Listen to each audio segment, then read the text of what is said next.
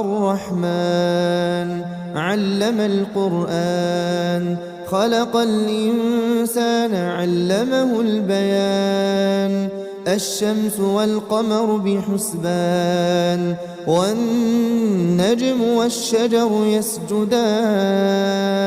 والسماء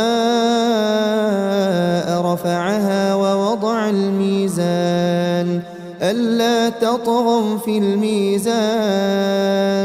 وأقيموا الوزن بالقسط ولا تخسروا الميزان والأرض وضعها للأنام فيها فاكهة والنخل ذات الأكمام والحب ذو العصف والريحان